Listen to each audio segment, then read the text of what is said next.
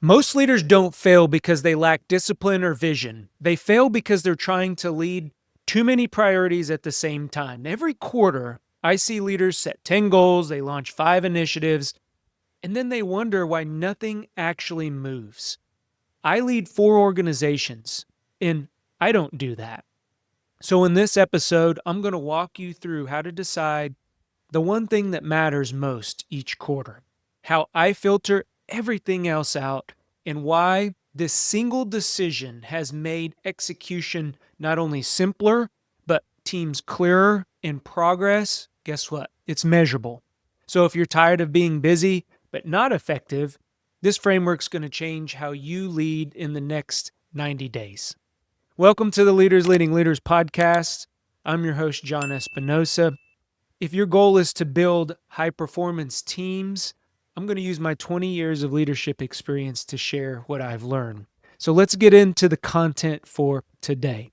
Before we do that, if you have not subscribed to the channel, 60% of you out there haven't subscribed to the channel. Please go out there. It's easy. It's free. Click on that subscribe button. Please send it to a friend if you are subscribed, or turn on those notifications so that way you know when we post episodes, fresh episodes, every single week. So the first thing I want to talk about is this problem. And, the problem is really it's a symptom. It's why leaders are overloaded. And most leaders, they don't lack effort. I've never met a leader who can't put their head down and get the job done. But what they do lack is they lack focus constraints. And there's a couple reasons why here. Whenever you have your planning sessions, and many of you are probably going through those planning sessions right now, do you create a list or are you creating clarity? Many times I see people, they'll bring 1 or 2 initiatives to the table and they put that all on a list. What happens to that list, now you got to go through and you got to prioritize it. And if you don't have a priority, we'll talk about this later, that aligns with your vision, with your mission, with the purpose of where you want to go, you're not creating clarity there. There's also this illusion of progress. When everything is important, we feel like we're getting somewhere. And then if we have multiple priorities, it begins to dilute our leadership energy. So we only have a certain number of hours in a day, 24 hours. I don't care if you work that entire 24 hours or not, but when everything matters, nothing really does. I've got this saying where if everything's a priority, nothing's a priority. So if I asked your team the number one priority this quarter, would they all say the same thing? I mean, that's a leadership check there. If you went around to every single member in your team, would they all tell you that whatever it is, X, is the priority for that quarter? Well, one thing is greater than everything else. I truly believe that. My core belief is if you focus, it's a leadership decision. It's not a productivity hack. And this is where I think we get it wrong, is we want to be more productive. And so we talk about focus in that sense. But in all actuality, if you're leading a team, if you're a business owner out there, if you're leading an organization, whatever that looks like, if you are influencing other people, you're a leader. And focus is a decision that we have to make. So I believe that one priority per 90 days is the maximum. In my just experience, I was a strategic planner. I lead 4 organizations right now. And there is only, again, so much time. And if everything is a priority, nothing is a priority. I work in 90-day sprints. I used to plan for 4 to 5 years. We cut that down to 2 to 3 years as far as strategy and initiatives and goal setting and milestones, all of those things that you all are comfortable with, all of those things that you all are hearing right now, and hopefully you already have for your business. But what I found is we can't do everything. We have limited resources. Leadership changes. The strategic direction changes. The market changes. We're always evolving. And I can break things down into a 90-day sprint to where we can maintain focus, we can check progress, and we can get those things done. And really, when we divide our attention at the organizational level, what that does is it creates a lot of frustration and confusion. Going back to that word clarity, I'm going to use it a lot, especially as we talk through the content for today, because if our attention is divided, we call it multitasking. And if you're anywhere in the world of multitasking, you're going to get a lot of things done. You're going to go very shallow in 10 different things, but you're not going to get really good at one thing. And if it's your intent, like it is mine, for my organizations to gain momentum, focusing on one thing is going to be critical in maintaining that momentum and getting your business, your team, your organization, your company to a place where they're looked at as the leading expert in their field. So this isn't about doing less. It's about deciding what deserves your attention. The third thing I want to talk about is this 90-day constraint. So why the quarterly focus works. And, I like to talk about it in a way, if you think back to, my strategies that I used to plan for 4 to 5 years. Imagine, where are you going to be in 4 to 5 years? Can you answer that question? You probably can, but it's very abstract. And I would even challenge you in 365 days, where will your business be? Where's the market going to be? It's very abstract. So that's why if we chunk it down into quarters, it just works. Now, you may be out there saying, hey, John, I think we can do it in 30 days. Or why 45 days? For me, it's too reactive. I've tried to get down into that 45-day mark, and even 30 days. It's just not enough time to implement, to communicate, to do the things that are necessary in order to create that habit. Because we all know that motivation, it lasts 2 to 3 weeks. Just a quick pause in our episode. This might be exactly what you need to hear. If you're currently leading a team, or you want to lead a team, and you're spending your days putting out fires, you're not failing, you're just stuck. Because when everything feels urgent, nothing actually improves. And over time, that starts to chip away at our confidence as a leader. I've led teams under pressure for years, and firefighting isn't about effort, it's about those missing leadership systems. When expectations are clear and ownership is real, our teams, they stop reacting and they start solving problems without us. So if you're ready to lead instead of react, click on the link below, book a call, check out our consulting programs. All right, back to the episode. Motivation, it lasts 2 to 3 weeks. There's a spot in there where you start to, it's going to get hard. And if you haven't created that consistency, it's going to drop off your table. And so that 90-day mark, that's where I find where we can really create momentum, and that momentum is driven by habits. It's driven by consistency. If you consistently do something for 90 days, there is a very high chance that it's going to become a habit, and you are going to continue to do that. It's not just going to fade away, okay? And 90 days, it's enough time for us to create a sense of urgency. It's really realistic.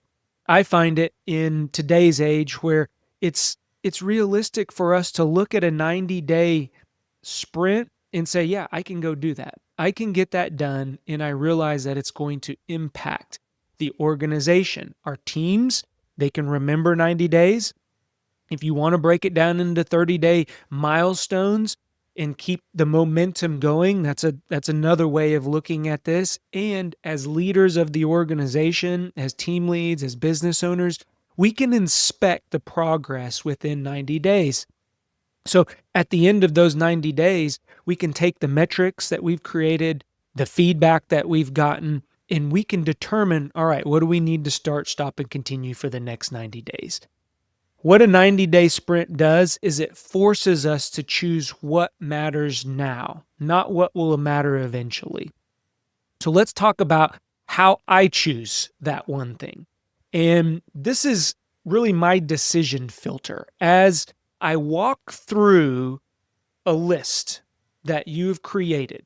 Maybe you've written it down. I always encourage people to write it down. Get in a room, maybe a Zoom room, and maybe a physical room. Get some chart paper, get, a marker board, whatever that looks like. Get everything out there. Now, how do you determine what's the priority, right? These are the questions that I always like to ask myself. One, what problem, if solved, would make everything else easier?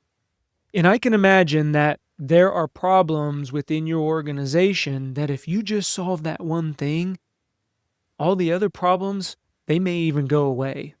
So that's a great question to start off with is, what is the big problem in the room?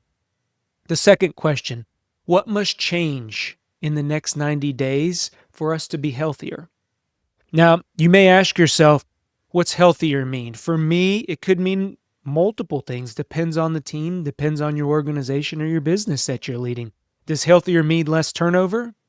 Does healthier mean more employee engagement? Does healthier mean that we transition or we're making a change, an organizational change, and in those next 90 days, we're going to be healthier? So what must change in these next 90 days for your team, your organization, or your business to be healthier? The third one, where am I currently the bottleneck? Now, this is something that only really you, the leader, the listener out there can answer. Even if you look at a process or some things that you want to get done within your family life or your personal life, where are you currently the bottleneck in those situations? I can think of one example, decision making. Does all the decisions need to be made by you, whether you're leading a company, your family, or an organization? Because if that's the case, you're never going to be able to step away. And if a decision needs to be made, you better be available because they're not moving forward until that decision is being made. So those are areas where you can say, yeah, maybe I don't need to make all the decisions. That's just one example. And then the fourth one is, what can't be delegated this quarter? So I got the 3 Ds. Anytime that I explain to people, you're either going to do a task, you're going to delegate it, or you're going to delay it. And through that decision filter, what can't be delegated? Because things that can't be delegated, those are going to go on your to-do list.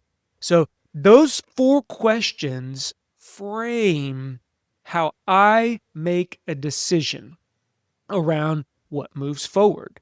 And, one thing that I always tell people, it's okay to be wrong. It's all right to pick a wrong, the one thing, and later on, maybe it is a failure. I had a plan one time. I was leading an organization. I was in a VP role of that organization, and the plan was for me to eventually become the president.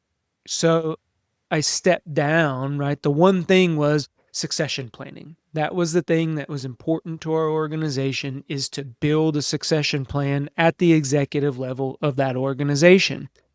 And I stepped down from my vice president role to mentor and coach the upcoming vice president, a leader within the organization who we saw a lot of potential in, who wasn't afraid to step into that role. And that was the plan, is eventually within a year and a half, I would step up into that president role. And I still stayed very connected to the organization as I was mentoring the new incoming VP and transitioning activities. And she did a great job as far as taking the ball and running with it. Well, things changed. Within that year, I started a consulting business. My time began to get stretched thin. I knew I was part of the executive leadership of this organization for long enough that I knew if I stepped into that president role, that would consume a lot of my time. I owed it, right? That role owes a lot of its time to the organization. It's a forward face. They interact with other executives in the organization, with corporate sponsors. They lead things, various activities. They create committees, all of those things that we know, or I knew, were going to go into that role. Well, I had to pick. I had to choose not to run, not to step into that president role and focus energy on my consulting business. Now, at that time, man, I tell you, it really weighed on me. It still weighs on me till this day because that was the plan. That was the one thing that we chose in that 90-day sprint to transition over into a VP role. And then, 2 or 3 quarters later, I would eventually step into that president role. So if you get it wrong, just figure out what the lessons learned are. My lessons learned were I probably shouldn't have committed to that exact strategy. We could have committed to a strategy of transitioning. And then again, I begin to look ahead. So I begin to plan out of that 90 days. And as chips begin to fall, as they did, opportunities, doors begin to open. I wasn't eventually able to realize that role that was just too far out. That was going to be 365 days out. So that's just a real world example of how I chose the wrong thing. And I ended up paying for it. The organization ended up paying for it. Now, some other changes went on, and the current president is still in that president role, and he does a great job. So it all worked out in the end, but that's just an example of sometimes even through these decision filters, because that change would have made the organization healthier. That the current president, he was coming on, the end of his term. And I'll tell you what, leading an organization of that size, there's a lot of stress. There's a lot of, time that you're spending away from your family to get that done. We just chose wrong. So a lot of times, one of the things that we need to look at as we're filtering out all of the other options and getting down to that one thing is don't look for what's most exciting. I always look for what's most constraining. And that is one thing that has helped me build organizations, helped me lead organizations, helped me run my current 4 organizations, is leadership isn't exciting. It's always one of those things where people get into leadership positions thinking that, they're going to make the best decisions or they're going to be out front leading. And in the end, you spend a lot of time thinking about, did I make the right decision? Contemplating what is the priority. And we're going to talk about what gets in the way in this next section because it's hard. Like, where we have to make decisions as leaders, as business owners, as team leads, like this is where we have to lean in. And good ideas, there's people that have good ideas every single day, but when we talk about what has to get cut because we need to focus on that one thing, we're going to intentionally say no to people's good ideas, to our own good ideas. We're going to pause initiatives that maybe were important 90 days earlier, or maybe because of a leadership change, now we have to change directions. And the requests that are being made, we may have to delay them. So this is going to make us discomfort. It's going to bring discomfort. It's going to make us uncomfortable, is what I meant to say. Because we're going to have FOMO. There's going to be fear of missing out. Man, if we don't chase those other 3 accounts, we may miss out. But if we don't pay attention to our one main account that has been with us for 2 years or 3 years or whatever length of time that is, if we lose that one account, now we lose our ability, even if we were to get those 2 accounts, to maybe pay the bills. And we're always trying to chase that FOMO, right? We always want to be a part of something. The other thing that we have to normalize in the discomfort is letting people down. It's hard. It was one of the hardest decisions to tell the executive board that I wasn't going to be running for president because I had this fear of letting them down. And I'm sure there was some let down within that board, but I continue to stay involved. I'm involved to this day. I'm helping out in other aspects of the organization, and I am a more healthier person because of it, and the organization is more healthy because I did have to say no. I did have to cut that out. And then fear of slowing momentum. And this is the other thing, as we look at our organizations, as we look at our team, we spend a lot of time building momentum. We spend a lot of energy, let's just say it that way, building momentum. And if we say no to something, we always have that fear in the back of our mind that, yeah, we may slow this momentum. But I will tell you, and this is something that I live by, focus always feels irresponsible. It always feels icky, right? Before it proves itself. When we focus on that one thing and we get it done, and it proves itself in ways that maybe we reduce frustration within our teams. Maybe people stop feeling like we're spinning our wheels. I get that a lot in organizations and consulting, that I work with. And I get a lot of, it just feels like we're spinning our wheels. We never really get anything done. Everything's a priority. So it's hard to focus. I'm not saying it's easy. I'm not here to sugarcoat this thing. It's hard to cut really good ideas. It's hard to get past that fear of missing out on the next opportunity or letting people down or slowing our momentum. But when it proves itself, that's when it's all worthwhile. Okay? So we've talked a lot about the personal aspect of it, but I want to shift directions here, and I want to talk about the organizational piece. So one of the things that, as we pick that one thing, as we dilute all those great ideas down to the one thing that we're going to focus on, how are you going to communicate it?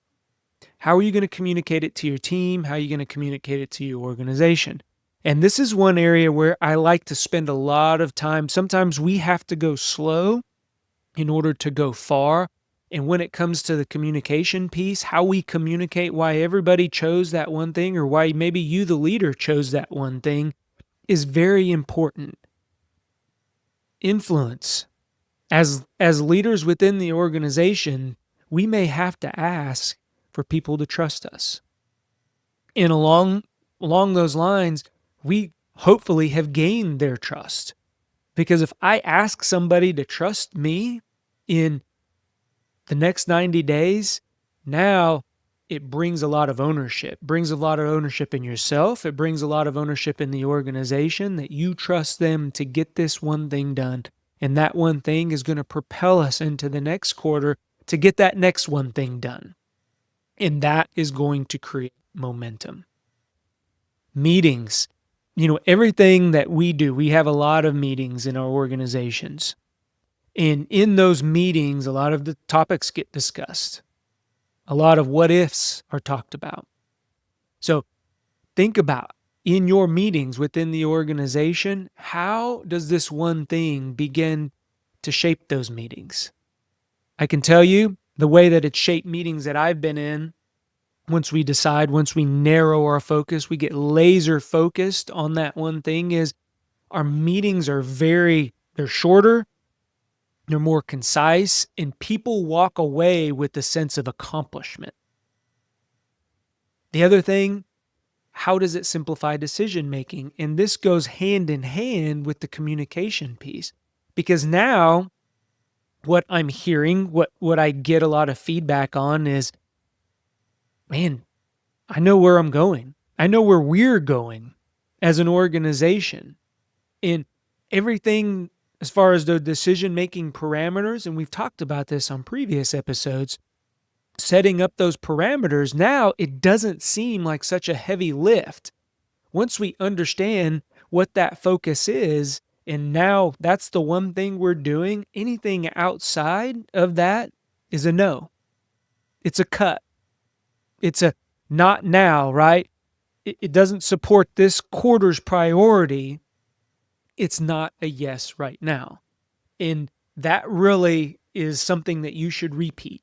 It's one sentence that I would encourage every listener out there, every leader to repeat is, if it doesn't support this quarter's priority, it's not a yes right now. And that's important because in the next 90 days, it could be. And there's a lot of things that we're going to talk about here in this next segment when we talk about small starts, that they're going to start seeing the momentum build in these 90 days because, back to my core belief is we have to be able to go before we're ready. Ready is not a feeling. It needs to be a decision. So the way that we go before we're ready is we make the start intentionally small.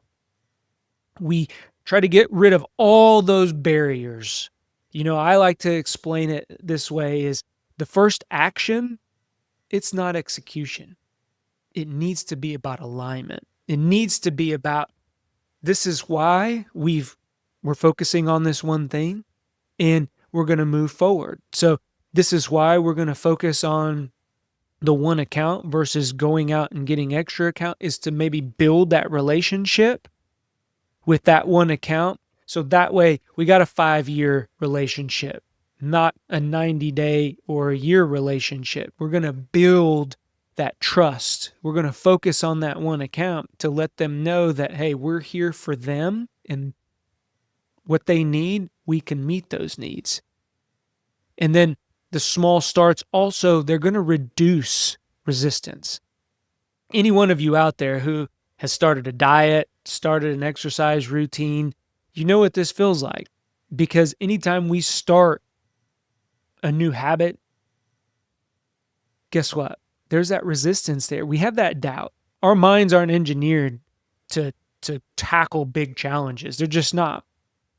We have this fight or flight response that when we come up to something, we're going to take the easy way. We're going to take the path of least resistance. That's survival 101. So yeah, we're going to meet resistance initially. But if we decrease that start, we will increase momentum. So once we get going, I was talking to my mom the other day and, she had a goal of, she has a kitchen table, and any of you out there, maybe she's a grandma, she's a great grandma, who have had a grandma or a mom that, a dad that has any parent, right, a grandma, grandfather that has a kitchen table that just is full of papers and bills and maybe insurance stuff. Well, she had a goal of clearing that out this year. And I told her, I said, okay, let's look at that in a 90-day block. And some of you are like, yeah, it's going to take you 90 days to clean off a table. This was almost 2 to 3 years worth of papers. So yeah, it's going to take her 90 days. Well, she was getting very anxious about it. So she never started, like not even one stack. She had everything neatly stacked. If you went over there and asked her for something, she could pull it out of the stack and give it to you. But it was overwhelming. She didn't know where to start. So I told her, I said, okay, set your alarm or set your clock for 1 hour and just work on it for 1 hour. Put your phone in another room, set that timer, and then get started wherever you want to start. If you want to go left corner to right corner, if you want to go left corner to bottom, left corner, whatever that looks like, but just start and do it for 1 hour. And if you don't get done, it's okay. Don't punish yourself. Don't punish yourself that you didn't get through as much as you wanted to get through in that hour, because we do that to ourselves. And that's the same thing that when we pick this one thing, it may be difficult. And as leaders of the organization, we have to communicate that. So examples of this, to start small is that first meeting. In that first meeting, it may be just getting the team together to get familiar, especially if you got a cross-organizational team. It may be just to create clarity. What about the first metric? So how are you going to measure success? That first metric, going back to the example that I used on my mom, is just an hour. So whatever you get done in that hour, good for you. But we made it small enough. And then that first visible action, what's that look like? It doesn't look like a chunk, right? We eat an elephant one bite at a time. There's a saying around that. Because why? And elephants, they're just so big. And if we look at the big elephant, it can get overwhelming. But in the end, not that we're eating elephants, I'm not saying that. It's just a metaphor for take those small actions in the first 90 days, it's going to go by in a blink of an eye. I can promise you. I mean, you're going to look back and you're going to say, man, where was that? But you're going to look back and you're going to say, we have traction. We started. We achieved those metrics. We can see visible action in, the progress that we're making. And that is going to build momentum. So before we close here, I always close with the challenge. And I want to make sure that, again, these episodes, we're doing something a little bit different this year. We're changing things up to where I want to hear from you. I want to hear from you out there, the listener. What are those challenges that you're having? What are the things that are important to you? Put them down in the comments. Make sure that you even if it's just to say, hello, John, hey, this meant, I needed this, or this isn't working, whatever that is, put me a comment down below. I read every single one of those. It's important. So here's my challenge to you. Before this quarter ends, I want you to decide the one thing that deserves your leadership attention. And you are going to let everything else fall into place around it. So again, if you find this content valuable, share it with somebody. We're going to talk about a lot of things as we get going in this quarter. One, how to protect that one thing, because once you choose it, how are we going to protect that stays the one thing? And then if it's not the one thing, how do you change it? And then how teams, they can drift off that one thing, but how as you as leader is going to actually get it back. So, one thing, as we land the plane here for this episode, I hope that I have lived up to the promise of how to decide what that one thing is each quarter. Follow that framework, that clear framework, in the real leadership thinking as we narrow that down and we communicate and what the actions start to look like. And then this episode, it will, if you follow the things that I've outlined here, it will build a repeatable system, and it's going to future-proof everything else that you want to build or integrate into your business. I believe in you. Go be great. We'll talk to everyone on the next episode. Bye-bye.